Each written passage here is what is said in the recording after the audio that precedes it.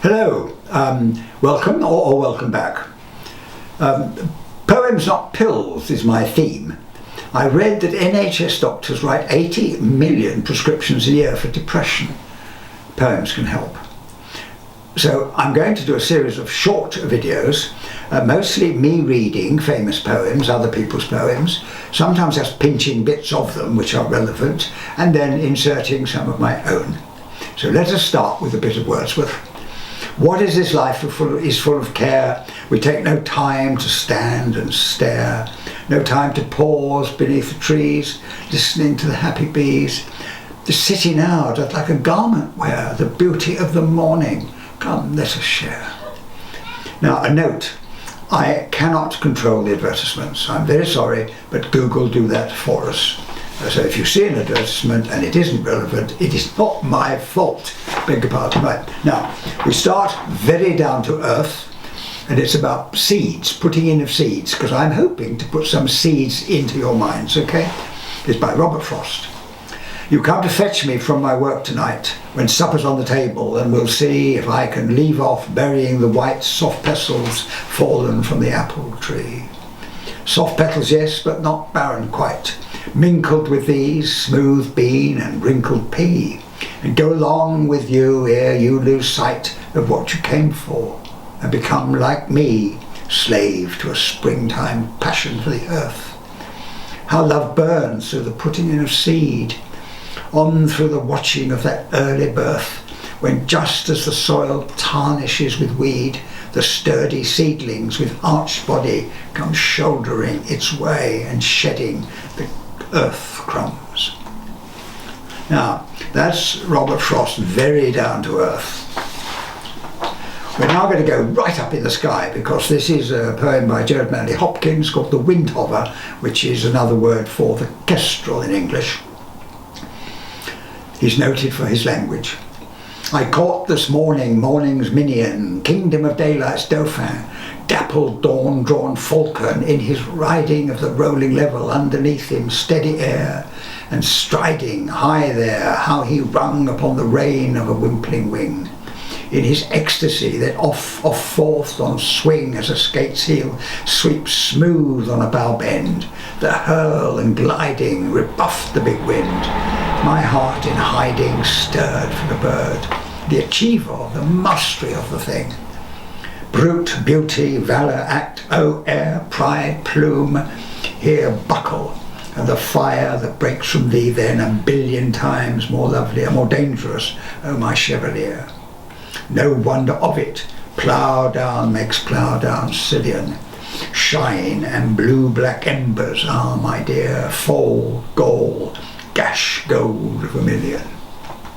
Now that's Hopkins, who got a bit carried away. Now, a bit more down to earth is a different type of bird. It's actually about slavery. Maya Angelou has written it, but it's about a cage bird. A free bird leaps on the back of the wind and floats downstream till the current ends, and dips his wing in the orange sun rays and dares to claim the sky.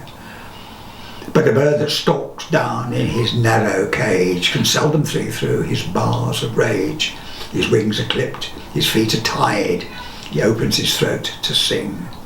The cage bird sings with a fearful trill of things unknown but longed for still, and his tune is heard on the distant hill. Now, as you might have gathered by now, my intent is to free any of you who are locked up in misery, depression, that the world is full of wonders.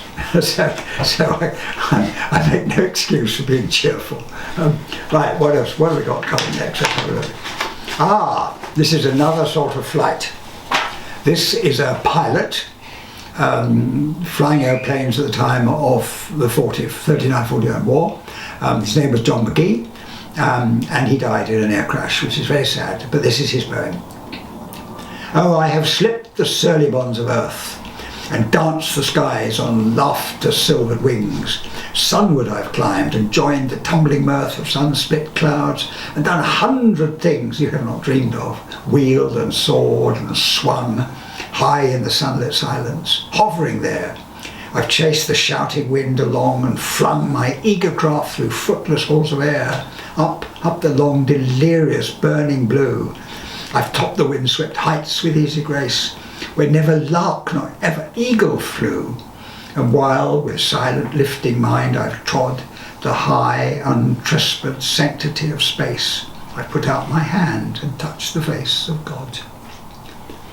Sad that he died. Now very much down to earth. Nettles. Nettles just grow, covered up my rusty barrow, my garden hoe. A sudden shower, and my showy flowers droop. But sturdy nettles dance, leaves syncopate. They also make delicious soup. Now, I want to talk to you briefly about haiku. You may already know, but I'm going to be boring about it. They were originally a Japanese idea. They don't rhyme. They're just 3 lines, 5 syllables, 7 syllables, and 5 syllables.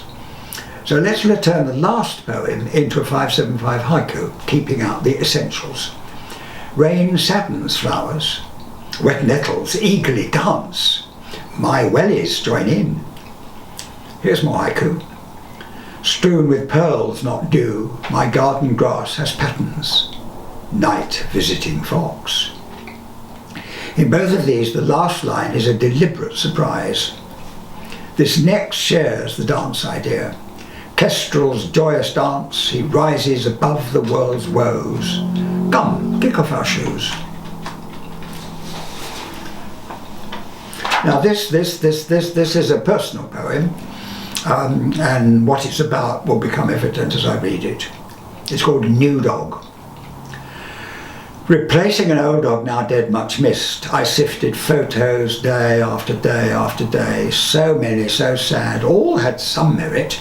Some keen, some quiet, some suitable for families, for sofas, a few even kindly to cats. But the old act was hard to follow. A hairy bulldozer crashing through thickets, mud, scattering postmen ever ravenous. Difficult. So my search sifted out the supine, the soppy. Nothing docile would do. Then one photo caught my eye. Another poised pretty dog? Perhaps. Something definitely defiant in his eye. I rang. He was recently returned, rescued, resentful, eager to bark and bite. Muzzled and fierce, no cat cosy he. We met in a cage. I sat low, talked dog, talked quiet. He came, sniffed, unfazed, fetched more. Not once, not never did he seek to savage me. It takes time and talk, soft talk, dog talk. Today, in teeming rain, off-lead, rough grass, he runs and rolls. Terrier tough, he's ours. Now, this is a poem I want you to think about. It's one of mine. It's called Adverts, a poor poem with a purpose. Poetry is my purpose, not philosophy, not sly politics, but we must now ponder power. Once kings or clerics steered our shoulds, pushed us to oughts, but now who controls our thoughts? Is it, I am what I buy, I am what I drive? Is that the sole purpose of our being alive? There's an alternative way of looking at the world, a fellow called Thomas Traherne. How bright are all things here, when first I did upon this earth I did appear, the skies in their magnificence, the lively, lovely air. Oh, how divine, how soft, how sweet, how fair.